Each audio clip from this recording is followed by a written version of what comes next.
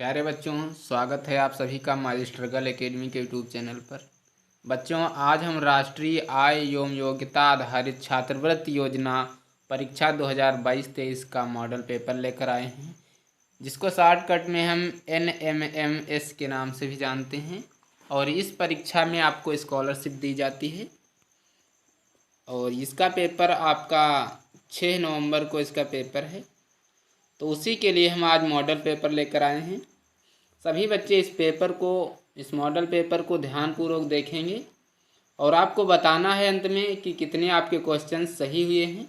मैं आज आपको सामाजिक अध्ययन यानी कि सामाजिक विषय के 35 क्वेश्चन करवाऊंगा, क्योंकि आपके सामाजिक विज्ञान से 35 क्वेश्चन पूछे जाते हैं और मैं आपको सामाजिक विज्ञान से 35 क्वेश्चन करवाने वाला हूं।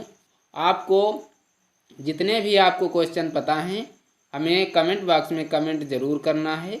और अगर आपको इस वीडियो की PDF पाना चाहते हैं तो आप हमारे टेलीग्राम चैनल को ज्वाइन कर सकते हैं। टेलीग्राम चैनल की लिंक आपको डिस्क्रिप्शन में मिल जाएगी, वहां से जाकर आप ज्वाइन कर लें। उसके बाद इसकी PDF प्राप्त हो जाएगी।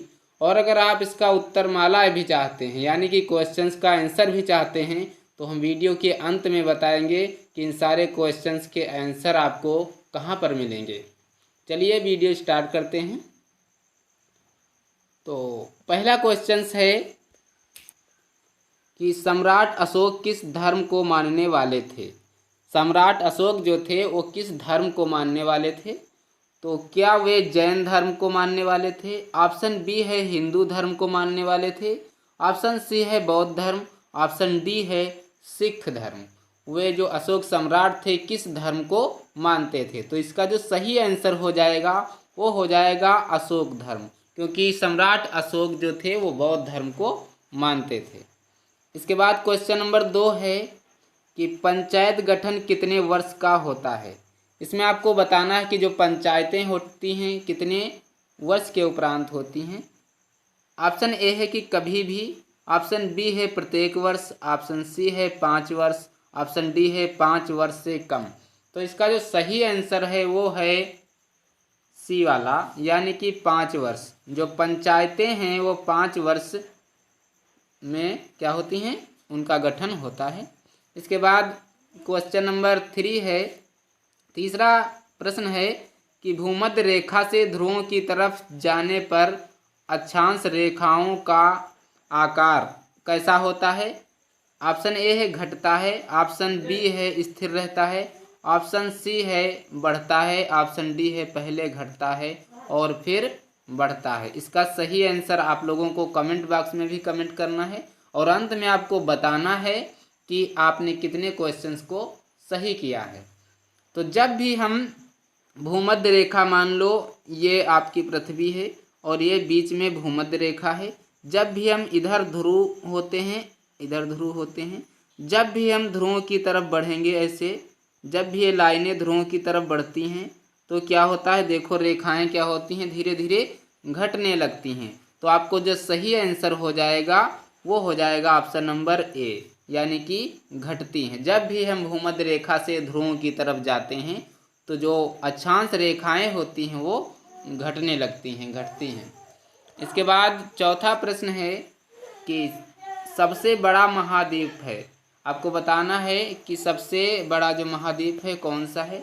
ऑप्शन ए है एशिया। ऑप्शन बी है उत्तरी अमेरिका। ऑप्शन सी है यूरोप। ऑप्शन डी है अफ्रीका। इसका जो सही आंसर है वो है भारत का सबसे बड़ा महाद्वीप जो है वो एशिया महाद्वीप है, यानी कि ऑप्शन नंबर ए आपका सही हो जाएगा। इसके बाद क्वेश्चन नंबर 5 है, क्वेश्चन नंबर 5 है कि अकबर की जीवनी को अकबरनामा में लिखने का श्रेय जाता है, किसको जाता है? इसका आंसर आपको बताना है। ऑप्शन ए है अबुल फजल। ऑप्शन बी है टोडरमल। ऑप्शन सी है बीरबल। ऑप्शन डी है तानसेन। आपको बताना है कि अकबर की जीवनी को अकबरनामा में लिखने का श्रेय किसे है। तो ये श्रेय मिला है अबुल फजल को, यानी कि ऑप्शन नंबर ए आपका सही हो जाता है। इसके बाद छठा प्रश्न है, प्रश्न नंबर 6 है कि हुमायूं के पुत्र का नाम क्या था। सभी को पता होगा कि हुमायूं के पुत्र का नाम अकबर था। ऑप्शन नंबर बी सही हो जाता है आपका। इसके बाद क्वेश्चन नंबर 7 है, शिवाजी ने अपने आप को स्वतंत्र राजा घोषित किया। कब घोषित किया, इसका आंसर आपको बताना है। ऑप्शन ए है सन 1674 में, ऑप्शन बी है सन 1615 में, ऑप्शन सी है 1675, ऑप्शन डी है सन 1700 में। तो इसका जो सही आंसर हो जाएगा, शिवाजी ने अपने आप को स्वतंत्र राजा घोषित किया था तो 1674 में, यानी कि ऑप्शन नंबर ए इसका भी सही हो जाता है। इसके बाद है प्रश्न नंबर 8, केंद्र शासित प्रदेश में शासन होता है। तो ऑप्शन नंबर ए है राज्यपाल का, ऑप्शन नंबर बी है राष्ट्रपति का, ऑप्शन नंबर सी है केंद्र सरकार का, ऑप्शन नंबर डी है राज्य सरकार का। इसमें बताना है आपको केंद्र शासित प्रदेश में शासन होता है, किसका होता है। तो जो केंद्र शासित प्रदेश होते हैं वहाँ पर शासन केंद्र सरकार का होता है, यानी कि option number C is the right answer. इसके बाद बढ़ते हैं क्वेश्चन नंबर 9 की तरफ। क्वेश्चन नंबर 9 है कि विश्व का सबसे प्राचीन ग्रंथ कौन सा है। ऑप्शन ए है अथर्ववेद, ऑप्शन बी है यजुर्वेद, ऑप्शन सी है सामवेद, ऑप्शन डी है ऋग्वेद। विश्व का सबसे प्राचीनतम वेद जो है वो आपका हो जाता है option D is the right answer, Rigveda. Rigveda विश्व का सबसे प्राचीनतम ग्रंथ है। इसके बाद क्वेश्चन नंबर 10 है, भारत किस महाद्वीप में स्थित है। आपको बताना है भारत जो है वो किस महाद्वीप में स्थित है। ऑप्शन ए है अमेरिका, ऑप्शन बी है अफ्रीका, ऑप्शन सी है यूरोप, ऑप्शन डी है एशिया। तो हमारा जो भारत है वह एशिया महाद्वीप में स्थित है, इसलिए आपका आंसर डी सही हो जाता है, एशिया। इसके बाद क्वेश्चन नंबर 11 है, गौतम बुद्ध ने अपना पहला उपदेश कहाँ दिया था। इसका आंसर आपको बताना है। ऑप्शन ए है लुम्बिनी में, ऑप्शन बी है कुशीनगर में, ऑप्शन सी है सारनाथ में, ऑप्शन डी है वैशाली में। तो गौतम बुद्ध ने जो अपना पहला उपदेश यानी कि पहला उपदेश जो दिया था वो कहाँ पर दिया था, तो उन्होंने पहला अपना उपदेश जो है सारनाथ में दिया। इस कारण से इसका सही आंसर ऑप्शन नंबर सी हो जाता है। इसके बाद बढ़ते हैं क्वेश्चन नंबर 12 की तरफ। क्वेश्चन नंबर 12 है कि इनमें से कौन प्राकृतिक आपदा नहीं है, यानी कि ऐसी कौन सी आपदा है जो प्रकृति के द्वारा नहीं होती है। इसका आंसर आपको बताना है। ऑप्शन ए है भूकंप, भूकंप तो देखो प्रकृति के द्वारा ही होती है, इसे मानव नहीं कर सकता है। ऑप्शन बी है सुनामी, सुनामी भी प्रकृति द्वारा होती है। ऑप्शन डी है अकाल, अकाल क्या होता है, अकाल भी प्राकृतिक आपदा है, इसमें मानव का कोई भी हस्तक्षेप नहीं होता है। और इसके बाद ऑप्शन सी है ट्रेन दुर्घटना, ट्रेन दुर्घटना देखो ये प्राकृतिक आपदा नहीं है, इसलिए आपका जो सही आंसर हो जाता है वो ऑप्शन नंबर सी ट्रेन दुर्घटना। इसके बाद बढ़ते हैं क्वेश्चन नंबर 13 की तरफ। क्वेश्चन नंबर 13 है कि समुद्री मार्ग से होकर सर्वप्रथम कौन भारत आए थे। बहुत इंपॉर्टेंट क्वेश्चन है। ऑप्शन ए है इसमें अंग्रेज आए थे, ऑप्शन बी है पुर्तगाली आए थे, ऑप्शन सी है फ्रांसीसी आए थे, ऑप्शन डी डच आए थे। तो जो समुद्री मार्ग से सबसे पहले हमारे इंडिया हमारे भारत को आए वो सबसे पहले पुर्तगाल लोग आए थे, यानी कि ऑप्शन नंबर बी आपका सही हो जाता है। पुर्तगाली जो थे वो भारत को सबसे पहले आए थे समुद्री मार्ग के द्वारा। इसके बाद बढ़ते हैं क्वेश्चन नंबर 14 की तरफ। क्वेश्चन नंबर 14 है कि सिखों के अंतिम गुरु कौन थे। आपको बताना है सिखों के अंतिम गुरु, बहुत इंपॉर्टेंट क्वेश्चन है। अगर आपको वीडियो अच्छा लग रहा है तो वीडियो को लाइक ज़रूर करें, और अगर चैनल को पहली बार देख रहे हैं तो चैनल को बिना सब्सक्राइब किए हुए नहीं जाना है, और इस वीडियो को अपने दोस्तों के साथ भी शेयर करना है। तो सिखों के अंतिम गुरु कौन थे आपको बताना है। ऑप्शन ए है गुरु गोविंद सिंह, ऑप्शन बी है गुरु रामदास, ऑप्शन सी है गुरु नानक देव, ऑप्शन डी है गुरु अर्जुन देव। तो सिखों के जो अंतिम गुरु थे वो थे गुरु गोविंद सिंह। गुरु गोविंद सिंह जो थे वो सिखों के अंतिम गुरु थे, ऑप्शन ए आपका सही होता है। इसके बाद क्वेश्चन नंबर 15 है देश का सबसे बड़ा न्यायालय है। देश का सबसे बड़ा न्यायालय कौन होता है आपको बताना है। ऑप्शन ए है उच्च न्यायालय, ऑप्शन बी है जिला न्यायालय, ऑप्शन सी है उच्चतम न्यायालय, ऑप्शन डी है पंचायत। तो देश का सबसे उच्च न्यायालय जो है वो होता है उच्चतम न्यायालय, यानी कि जिसे हम हाई कोर्ट बोलते हैं। ऑप्शन सी आपका सही होता है, उच्चतम न्यायालय देश का सबसे बड़ा न्यायालय होता है। इसके बाद है क्वेश्चन नंबर 16, भारत में राज्य हैं, बहुत इंपॉर्टेंट क्वेश्चन है, आपको याद भी होना चाहिए। ऑप्शन ए है 28, ऑप्शन बी है 26, ऑप्शन सी है 29, ऑप्शन डी है 25। जो भारत में राज्य हैं, कितने राज्य हैं भारत में? तो भारत में जो राज्य हैं वो 28 राज्य पाए जाते हैं, 28 राज्य आपके भारत में हैं। इसके बाद क्वेश्चन नंबर 17 है, शिवाजी ने उपाधि धारण की। तो शिवाजी ने किसकी उपाधि धारण की आपको बताना है। ऑप्शन ए है शोधोपध की, ऑप्शन बी है महात्मा की, ऑप्शन सी है छत्रपति की, ऑप्शन डी है पंजाब केसरी की। तो शिवाजी ने जो उपाधि धारण की थी उन्होंने छत्रपति की उपाधि धारण की थी, इस कारण से उन्हें छत्रपति शिवाजी के नाम से भी जाना जाता था। इसके बाद है क्वेश्चन नंबर 18। क्वेश्चन नंबर 18 कि दिल्ली की गद्दी पर बैठने वाला एकमात्र महिला शासक थी। आपको बताना है दिल्ली की गद्दी पर महिला शासिका कौन बैठी थी सबसे पहले। ऑप्शन ए है लक्ष्मीबाई, ऑप्शन बी है अवंतीबाई, ऑप्शन सी है राजिया सुल्तान, ऑप्शन डी है दुर्गावती। तो दिल्ली की गद्दी पर बैठने वाली पहली महिला जो थी वो थी राजिया सुल्तान, यानी कि ऑप्शन नंबर सी आपका सही हो जाता है। बढ़ते हैं अगले क्वेश्चन की तरफ। अगला क्वेश्चन है हमारा 19 नंबर, विश्व का सबसे ऊंचा पठार है। आपको बताना है कि विश्व का सबसे ऊंचा पठार कौन सा है। ऑप्शन ए है तिब्बत का पठार, ऑप्शन बी है बस्तर का पठार, ऑप्शन सी है चाल्हा का पठार, ऑप्शन डी है छोटा नागपुर का पठार। तो जो सबसे ऊंचा पठार है वो है आपका ऑप्शन ए तिब्बत का पठार। तिब्बत का पठार सबसे ऊंचा पठार है। इसके बाद क्वेश्चन नंबर 20 है कि नंद वंश का अंतिम राजा था, अंतिम शासक कौन था।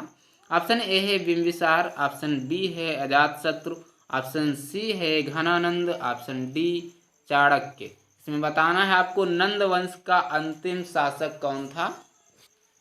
तो नंद वंश का जो अंतिम शासक था वो था घनानंद। ऑप्शन सी आपका सही हो जाता है, क्योंकि इसके बाद जो थे तो विक्रमादित्य आए थे।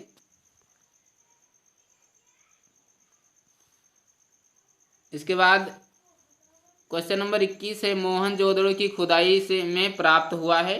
मोहनजोदड़ो की खुदाई में क्या प्राप्त हुआ था आपको बताना है। ऑप्शन ए है सुनियोजित नगर, ऑप्शन बी है डायनासोर के अवशेष, ऑप्शन सी है सोने के भंडार, ऑप्शन डी है चांदी का भंडार। तो मोहनजोदड़ो की खुदाई में जो प्राप्त हुआ था वो एक नगर प्राप्त हुआ था जिसे सुनियोजित नगर भी कहते थे। ऑप्शन ए आपका सही हो जाता है। इसके बाद है क्वेश्चन नंबर 22। क्वेश्चन नंबर 22 है कि अंतरराष्ट्रीय तिथि रेखा स्थित है। बहुत इंपॉर्टेंट क्वेश्चन है। ऑप्शन ए है भूमध्य रेखा के पास, ऑप्शन बी है दक्षिणी गोलार्ध में, ऑप्शन सी है ग्रीनविच रेखा के विपरीत दिशा में, ऑप्शन डी है उत्तरी गोलार्ध में। तो जो अंतरराष्ट्रीय तिथि रेखा है वो आपकी ग्रीनविच रेखा के विपरीत दिशा में पाई जाती है।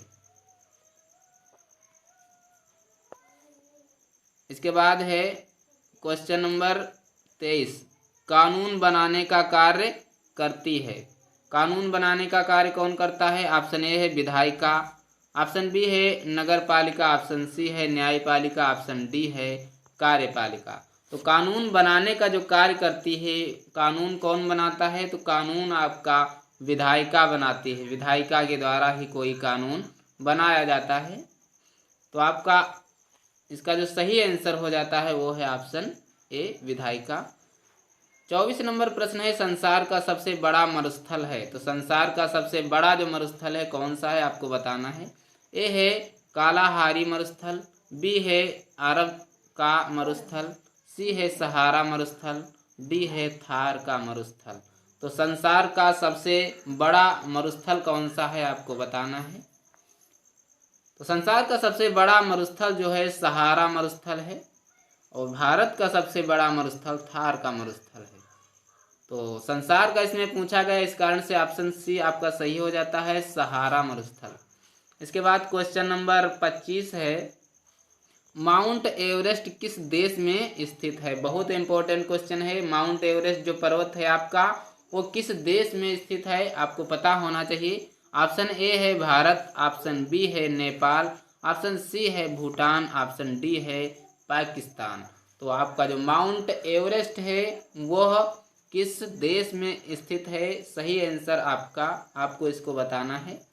तो जो माउंट एवरेस्ट है वह नेपाल में स्थित है। आपका आंसर जो सही होगा वो बी वाला सही हो जाएगा, B option Nepal. Mount Everest Nepal में स्थित है। इसके बाद क्वेश्चन नंबर 26 है, 1857 के प्रथम जो क्रांतिकारी थे कौन थे, आपको बताना है।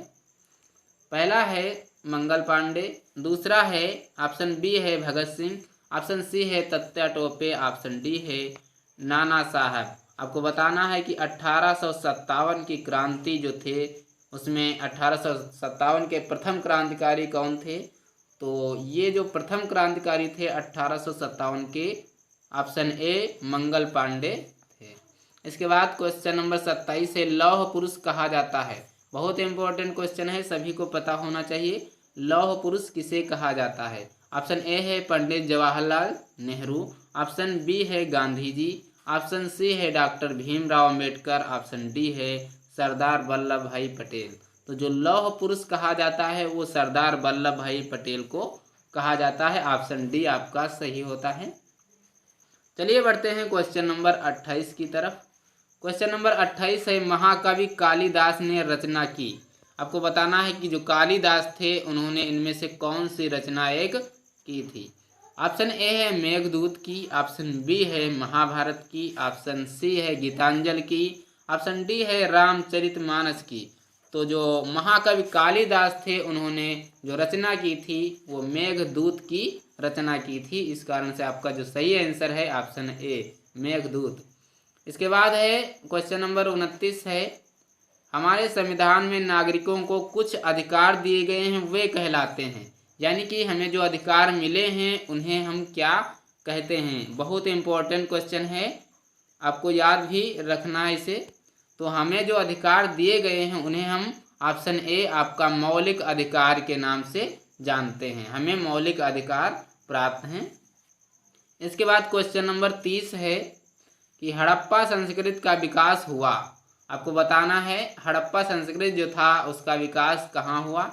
गंगा नदी के किनारे, सिंधु नदी के किनारे, ऑप्शन सी है महानदी के किनारे, ऑप्शन डी है चिनाब नदी के किनारे। तो हड़प्पा सभ्यता का जो विकास हुआ था वह हुआ था आपका सिंधु नदी के किनारे, यानी कि ऑप्शन बी आपका सही होता है सिंधु नदी। इसके बाद बढ़ते हैं क्वेश्चन नंबर 31 की तरफ।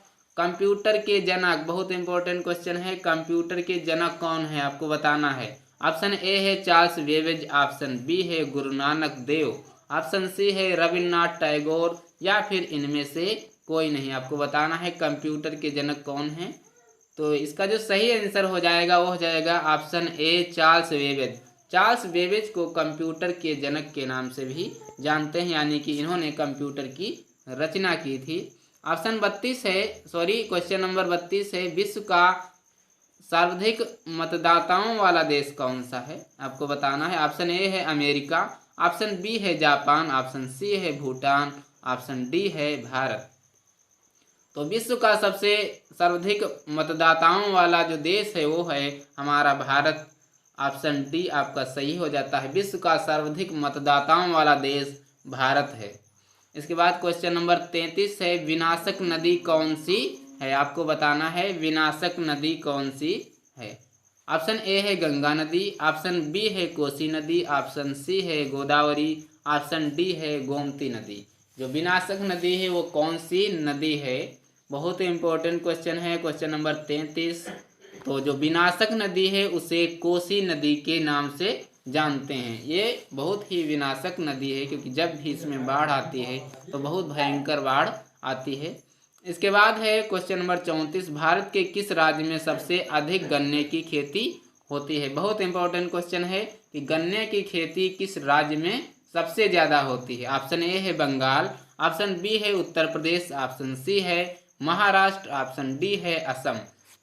तो जो गन्ने की खेती होती है वो किस राज्य में होती है सबसे ज़्यादा? तो आपका जो सही आंसर हो जाएगा उत्तर प्रदेश। उत्तर प्रदेश में सबसे ज़्यादा गन्ने की खेती की जाती है। बढ़ते हैं क्वेश्चन नंबर 35 की तरफ, और आज का ये अंतिम प्रश्न है क्वेश्चन नंबर 35। विश्व का सबसे बड़ा डेल्टा, विश्व का सबसे बड़ा डेल्टा कौन सा है? ऑप्शन ए है सुंदरवन का डेल्टा, ऑप्शन बी है सदाबहार डेल्टा, ऑप्शन सी है सुवारियर डेल्टा, ऑप्शन डी है राइन डेल्टा। विश्व का सबसे बड़ा जो डेल्टा है वो हो जाता है सुंदरवन का डेल्टा। ऑप्शन ए आपका सही आंसर है, सुंदरवन का डेल्टा। तो आज की वीडियो में हमने सामाजिक विषय के कुल 35 क्वेश्चन सही किए हैं। आपको बताना है कि आपके इसमें कितने क्वेश्चन सही हुए हैं, कमेंट बॉक्स में कमेंट करना है। और अगर आपको इन क्वेश्चंस के उत्तरमाला चाहिए, यानी आपको इनके उत्तर चाहिए, तो आप हमारे टेलीग्राम चैनल को ज्वाइन कर लीजिए। वहाँ पर हम इन सारे क्वेश्चंस के आपको उत्तर भी दे देंगे और इसके साथ साथ आपको PDF भी मिल जाएगी। मिलते हैं अगले वीडियो में, तब तक के लिए धन्यवाद।